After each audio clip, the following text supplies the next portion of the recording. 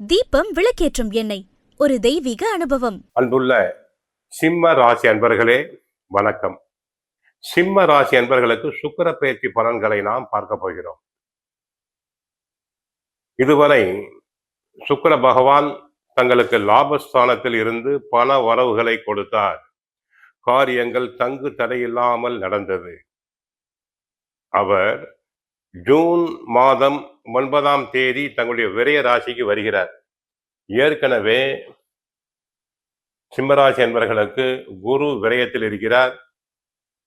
சுக்கிரனும் இணைவதால் அளவுக்கு மீறிய செலவுகள், சுப செலவுகள் உண்டாகும். பெண்களுக்காக நிறைய செலவு செய்ய வேண்டியிருக்கும். வைத்திய செலவு செய்ய வேண்டியிருக்கும். சிலர் நகைகள், ஆடைகள் வாங்குவதற்காக பணத்தை செலவழிப்பர். வாகனங்கள் அடிக்கடி பழுதுபடும். புது வாகனங்களை வாங்குவீர்கள். ஆக குருவும் விரயம், சுக்கிரனும் விரயம் என்பதால் தங்களுக்கு ஏதாவது ஒரு வகையில் விரயம் ஏற்பட்டு கொண்டே இருக்கும். பெண்களுக்கு உடல் நலக்குறைவு உண்டாகும். பெண்கள் சம்பந்தமான உடல் உபாதைகள் தங்களுக்கு உண்டாகும்.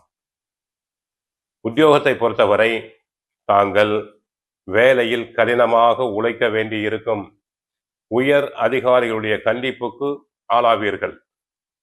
தங்களுக்கு நியாயமாக கிடைக்க வேண்டிய பதவி உயர்வு, இடமாற்றம் போன்றவை தடங்கலாகலாம்.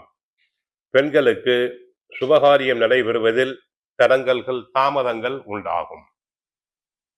ஆக சுக்கிரனால் தங்களுக்கு செலவுகள் அதிகம். சினிமா நடிகர், நடிகைகளுக்கு இருக்கின்ற வாய்ப்புகளை தக்க வைத்துக் கொள்ள வேண்டும். புது பட வாய்ப்புகள் கிடைப்பதில் தாமதங்கள், தடைகள் உண்டாகலாம். பல தயாரிப்பாளர்களுக்கு பல தயாரிப்புக்கு தேவையான பல உதவிகள் கிடைப்பதில் தடைகள், தாமதங்கள் உண்டாகலாம். சற்று கடன் வாங்க வேண்டிய நிலைமை உண்டாகும்.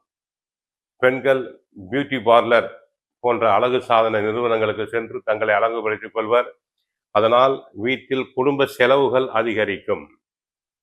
பெண் குழந்தைகளால் செலவுகள் அதிகரிக்கும். மற்றபடி ஐடி துறை அன்பர்கள் தாராளமாக வெளிநாடு செல்லலாம். அதனால் உங்களுக்கு லாபம் பெருகும். பண வரவுகள் அனைத்தும் பெருகும். ஒருவேளை நீங்கள் பிறந்தபோது சுக்கிரன் நீச்சம் அடைந்திருந்தாலோ மறைந்திருந்தாலோ தான் தங்களுக்கு பிரச்சனை, நஷ்டங்கள். மற்றபடி சுக்கிரன் சாதகமாக இருந்தால் ஓரளவுக்கு நன்மை பெறுவீர். கோயிலுக்கு சென்றால் மகாலட்சுமி தாயாரை வழிபடுங்கள். வாழ்க வளமுடன், மங்களம் உண்டாகட்டும். ஹரே கிருஷ்ணா, ஹரே கிருஷ்ணா.